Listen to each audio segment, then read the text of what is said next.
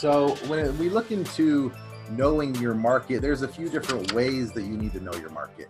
Everybody, Cashflow Kris here, taking on. Yo, what's up, everybody? Cashflow Kris here at What's up, everybody? Cashflow Kris with Investors Edge Real Estate Group here.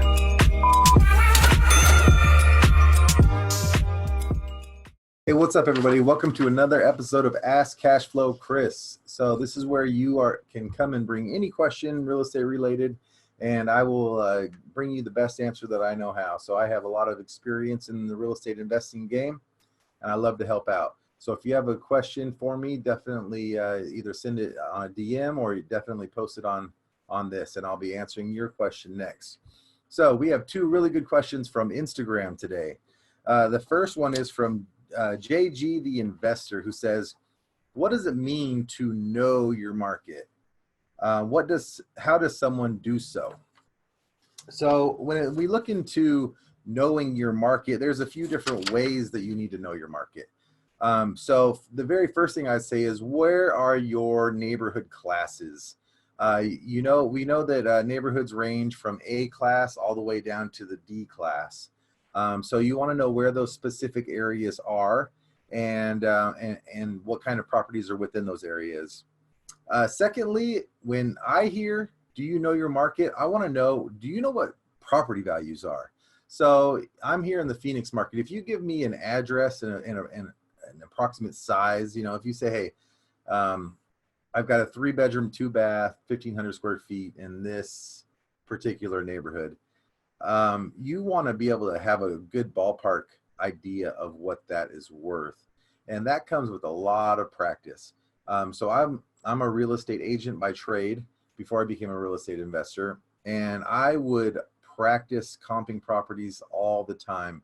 I would help comp them for my clients. I have a lot of investor clients, and then I would just try to comp them for myself. Whenever a good deal would come out, a wholesale deal, anything like that, I would run the full comps just to get an idea of what the property is worth, even if I wasn't going to buy it. So comping out properties is a great way to know your market.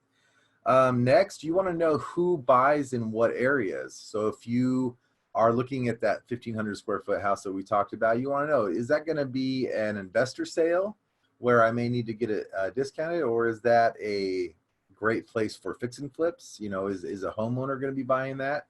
What is the market? Who is my buyer in that particular area? Next, you want to know your numbers. You always want to keep track of MLS numbers to know what inventory is. Where are we now? Where have we been in the past? Where are we trending? Those are some things that we really want to know. So you want to know your active, pending, solds. Also, cyclical. Do you have a very slow market in the wintertime? A lot of markets do. Some of the warmer markets, they're hot year round, but some definitely slow down. Maybe in the Midwest, you don't want to sell in the wintertime because nobody's out looking because it's freezing. So is your market cyclical? People. Knowing your market, for me, is definitely knowing the people in your market. Where are your buyers? Where are your sellers? Who are your wholesalers?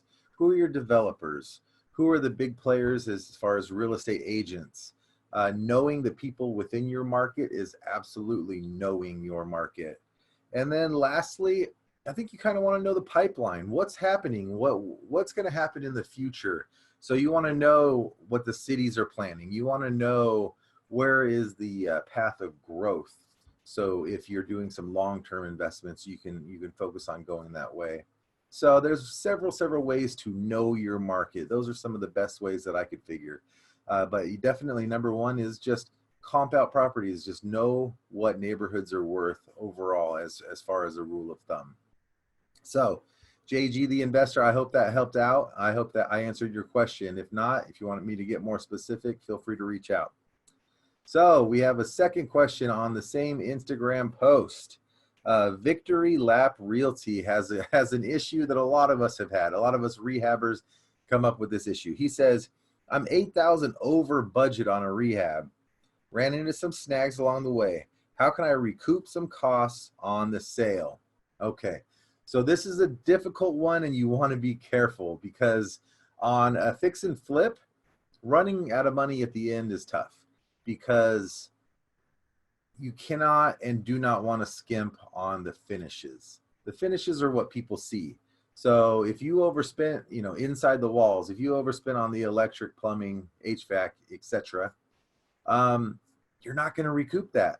It's done. It's inside the walls. There's nothing to show off. So you don't want to skimp on the finishes if you can help it. But here's a few ideas that I had. So on the rehab part, no refrigerator. A lot of us, we do a complete stainless steel package.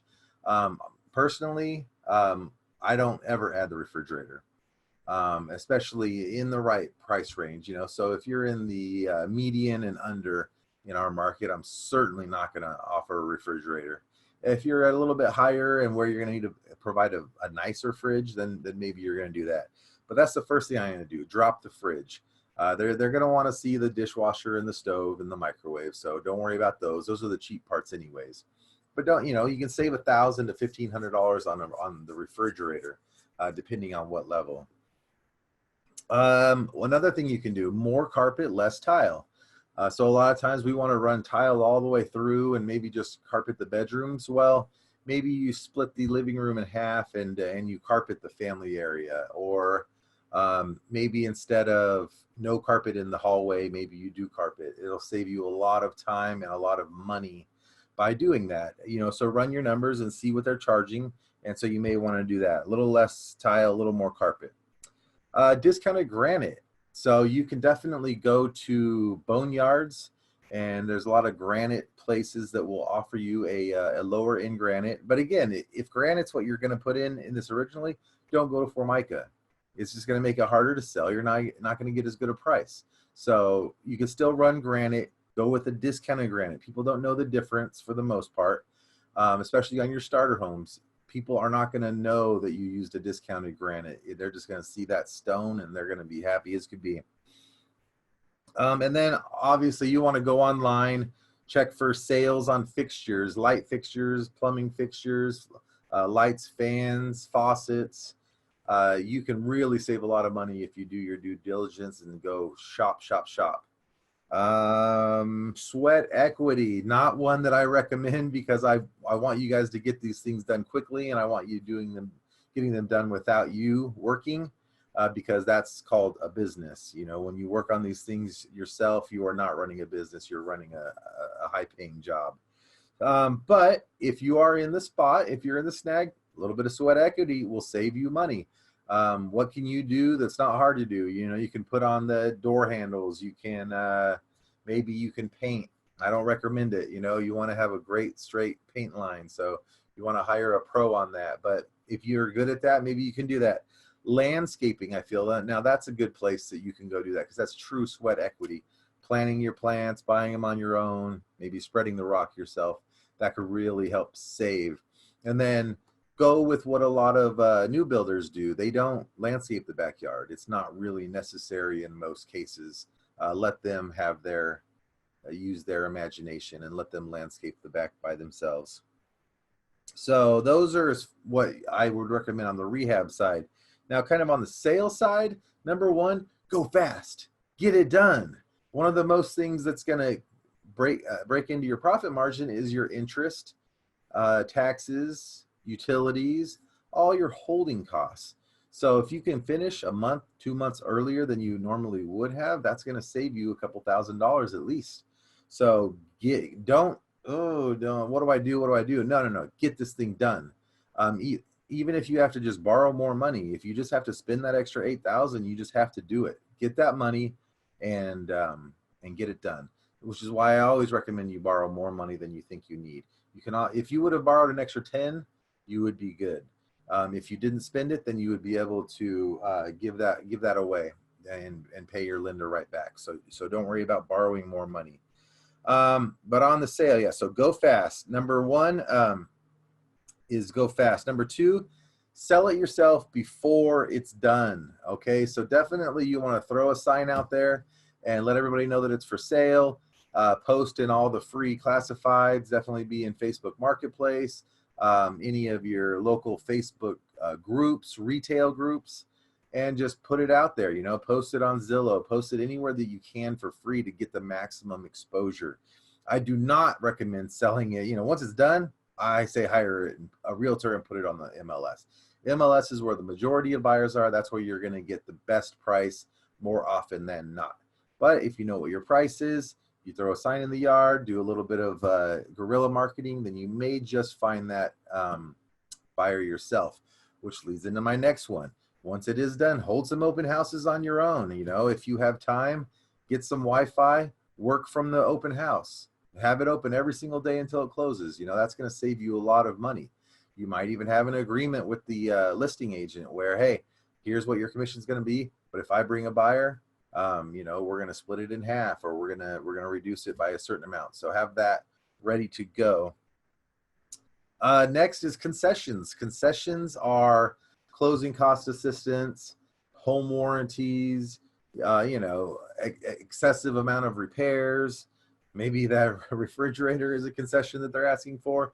Kind of just say no. When people fall in love with a property, typically little things like that aren't going to be a deal breaker. So you always want to maximize and grab a buyer when you have them. But if you're a little bit stingy on those concessions, that right there can be $1,000, $2,000, up to $5,000, $6,000, $7,000, depending on your market and what you're selling for. So that is it, basically. So Victory Lap Realty, I hope that gave you some good ideas.